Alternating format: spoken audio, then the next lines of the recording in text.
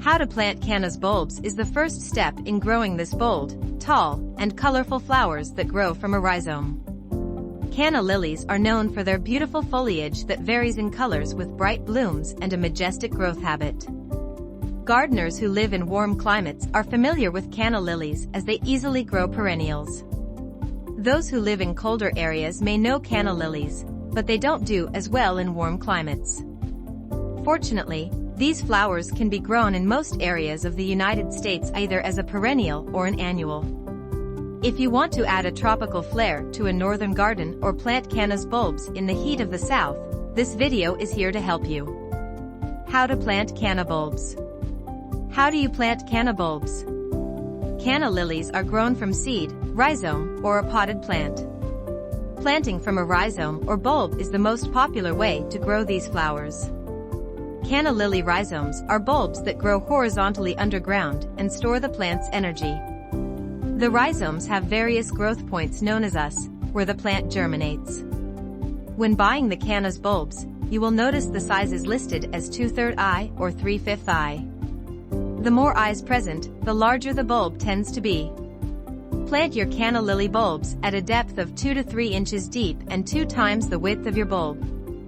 Place your canna lily bulb at the bottom part of the hole and cover it with soil fully. Add water upon planting to keep the ground and the bulb moist. After planting, do not water your bulbs again until you see the plants germinating above the soil level. Excess moisture before the bulbs sprout can lead to rotting. When is the best time to plant canna's bulbs? Canna lilies are native to the tropical climates of South and North America. These plants thrive in hot temperatures, with the planting time being spring or early summer.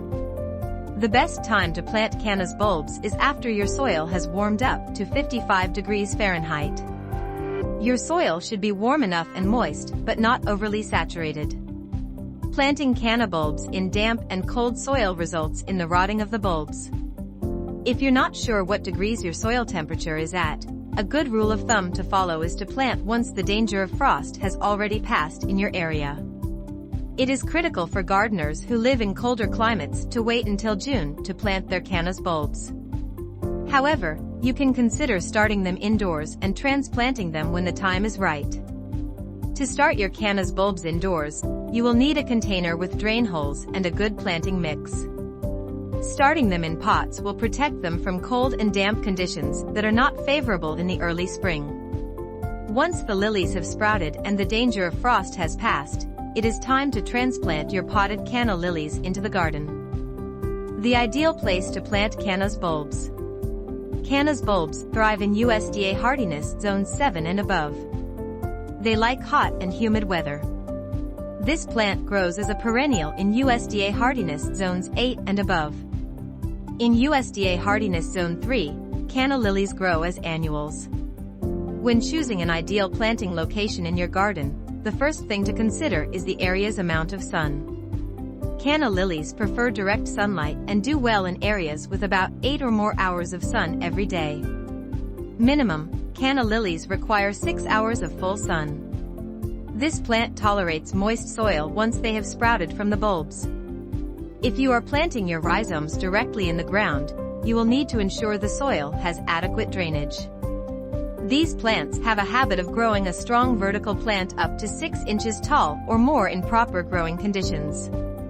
Some varieties are considered dwarf and can only grow up to 2 to 3 inches tall. Once you choose a sunny spot in your garden, consider the height your cannas will grow to before planting.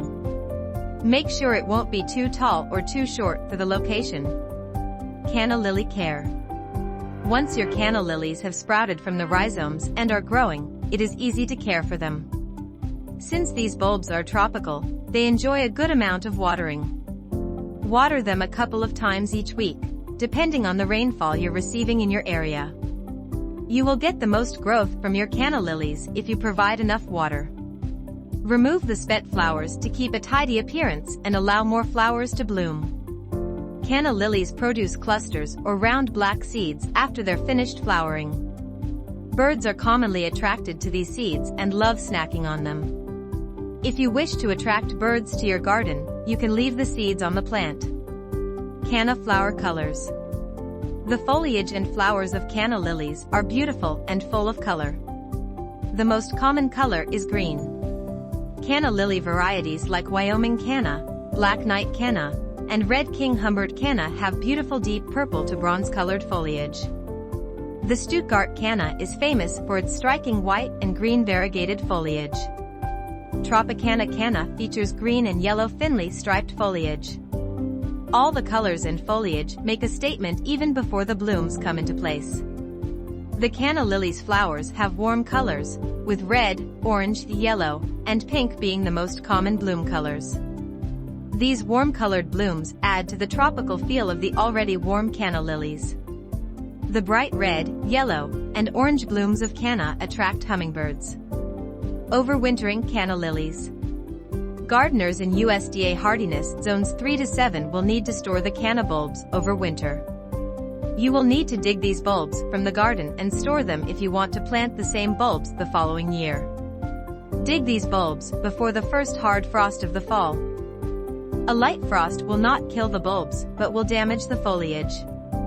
Before digging up, the rhizomes cut the foliage back to at least 6 inches. Using a shovel or a garden spade, dig up the entire clump of bulbs. Remove as much soil from the bulbs as you can and allow them to dry in a warm, dry place. Store your rhizomes away from any moisture or frost during the winter months. Allow adequate airflow to keep them from rotting. How to plant canna's bulbs is pretty easy and straightforward, and every gardener can grow these bold plants. The bottom line of each plant is to provide the proper growing conditions and growing maintenance. If you like this video, don't forget to like and subscribe.